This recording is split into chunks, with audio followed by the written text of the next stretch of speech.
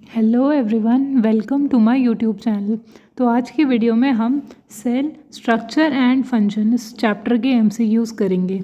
तो हमारा सबसे पहला क्वेश्चन है, which is the control centre of a cell. जो हमारा सेल होता है उसका कंट्रोल सेंटर हम किसे बोलते हैं? तो पहला ऑप्शन है राइबोसोम, ऑप्शन बी है न्यूक्लियस, ऑप्शन सी है Golgi apparatus and option D है माइटोकॉन्ड्रिया। तो जो करेक्ट ऑप्शन है क्वेश्चन नंबर 1 का, दैट इज़ हमारा है बी, न्यूक्लियस। तो जो न्यूक्लियस है it is the control centre of cell and it is also known as brain of cell. Next question है हमारा, the power house of cell are known as. अब जो हमारे सेल का पावर हाउस है विच मीन्स जो हमारे पूरे सेल को एनर्जी प्रोवाइड कराता है ना, तो उसे हम क्या बोलते हैं? पहला है राइबोसोम, ऑप्शन बी है लाइसोसोम, ऑप्शन सी है माइटोकॉन्ड्रिया एंड ऑप्शन डी है एंडोप्लाज्मिक रेटिकुलम। तो जो हमारा क्वेश्चन नंबर 2 है इसका करेक्ट ऑप्शन है option C, that is mitochondria. Mitochondria is known as power houses of cell. उसके बाद थर्ड क्वेश्चन है हमारा, what is the semi permeable membrane surrounding the cell called. जो हमारे सेल के अराउंड सेमी परमिएबल मेम्ब्रेन होती है उसको हम, जो सेमी परमिएबल जो मेम्ब्रेन सराउंड कर रही है हमारे सेल को, उसे हम क्या बोलते हैं? तो ऑप्शन ए है हमारा सेल वॉल, ऑप्शन बी है हमारा साइटोप्लाज्म, ऑप्शन सी है cell membrane and option D है न्यूक्लियर मेम्ब्रेन। तो जो हमारे सेल के अराउंड सेमी परमिएबल मेम्ब्रेन है उस मेम्ब्रेन को हम बोलते हैं सेल मेम्ब्रेन। जो हमारा क्वेश्चन नंबर 3 है उसका करेक्ट ऑप्शन है हमारा option C, cell membrane is the semi permeable membrane जो हमारे सेल को सराउंड करती है। नेक्स्ट है हमारा question number 4, which organelle is responsible for protein synthesis. तो हमारा जो सेल है उसमें प्रोटीन सिंथेसिस में भी एक ऑर्गेनली है जो रोल प्ले करता है, दैट इज़ पहला ऑप्शन है राइबोसोम, ऑप्शन बी है माइटोकॉन्ड्रिया, ऑप्शन सी है Golgi apparatus and option D है लाइसोसोम। तो जो करेक्ट ऑप्शन है प्रोटीन सिंथेसिस के लिए that is option A, ribosomes जो है they are the protein factory of cell. तो राइबोसोम को हम प्रोटीन फैक्ट्री बोलते हैं and it is responsible for protein synthesis.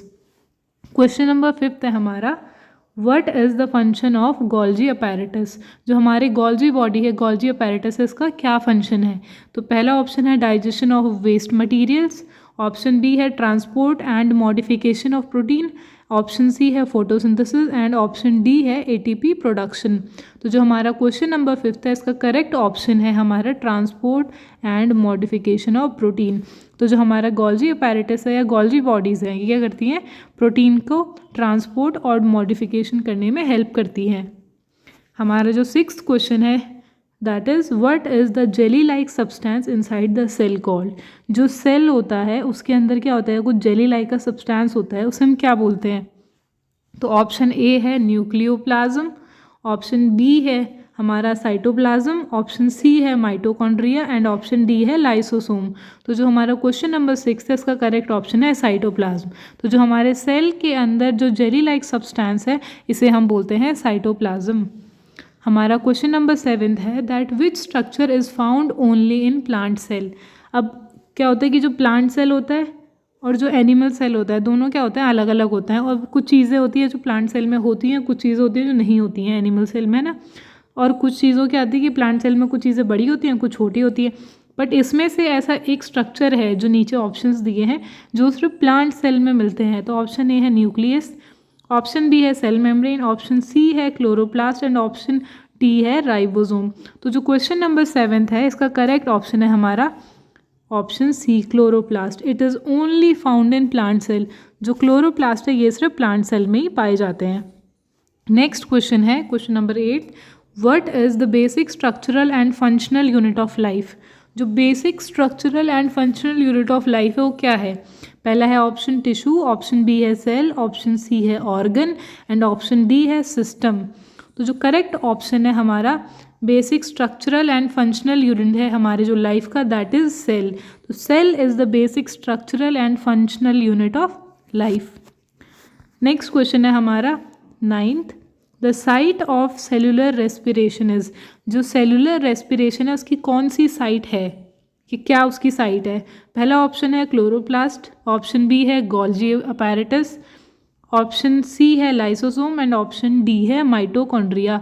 तो जो हमारा क्वेश्चन नंबर 9 है इसका करेक्ट ऑप्शन है हमारा माइटोकॉन्ड्रिया, क्योंकि जब यहाँ पे रेस्पिरेशन होगी इसी की वजह से यहाँ पे एनर्जी का प्रोडक्शन होगा, इसीलिए हम इसे पावर हाउस भी बोलते हैं माइटोकॉन्ड्रिया को।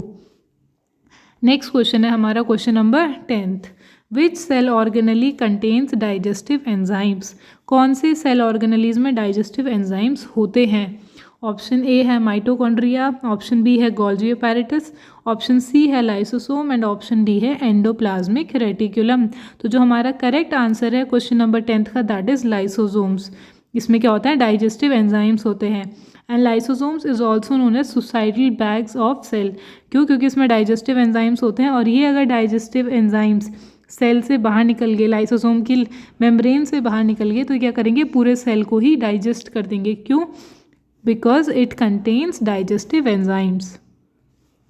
नेक्स्ट क्वेश्चन है हमारा question number 11th, what is the outer most layer of a plant cell called. हम जो प्लांट सेल होती है उसकी आउटर मोस्ट लेयर को क्या बोलते हैं। पहला ऑप्शन है प्लाज्मा मेम्ब्रेन, ऑप्शन बी है सेल वॉल, ऑप्शन सी है nuclear membrane and option D है साइटोप्लाज्म। तो जो हमारा क्वेश्चन नंबर 11 है इसका करेक्ट ऑप्शन है option B, cell wall is क्या है, आउटर मोस्ट लेयर है प्लांट सेल की। 12th क्वेश्चन है हमारा, द रफ एंडोप्लाज्मिक रेटिकुलम। जो RER होता है it stands for rough endoplasmic reticulum. Similarly जो SER होगा it stands for smooth endoplasmic reticulum. अब जो रफ और स्मूथ है दोनों अलग तरह के होते हैं। तो जो रफ एंडोप्लाज्मिक रेटिकुलम है has which of the following attached to it.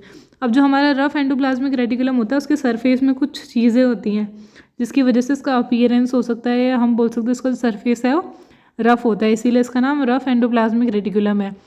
तो रफ एंडोप्लाज्मिक रेटिकुलम में ऐसी क्या चीज़ अटैच्ड होती है जिसकी वजह से वो रफ होता है। तो ऑप्शन ए है हमारा राइबोसोम्स, ऑप्शन बी है लाइसोसोम्स, ऑप्शन सी है माइटोकॉन्ड्रिया एंड ऑप्शन डी है गोल्जी बॉडीज़। तो जो हमारा क्वेश्चन नंबर 12 है उसका करेक्ट आंसर है हमारा राइबोसोम्स। तो राइबोसोम्स जो होते हैं ये छोटे छोटे प्रोटीन के मतलब प्रोटीन प्रेजेंट होता है हमारे एंडोप्लाज्मिक रेटिकुलम में, और जहाँ पे एंडोप्लाज्मिक रेटिकुलम में जो हमारे राइबोसोम्स प्रेजेंट होंगे उसको हम रफ एंडोप्लाज्मिक रेटिकुलम बोलेंगे, और जहाँ पे हमारे राइबोसोम एंडोप्लाज्मिक रेटिकुलम में एब्सेंट होंगे उसको हम बोलेंगे smooth endoplasmic reticulum. Next question है हमारा, where is the genetic material of cell located.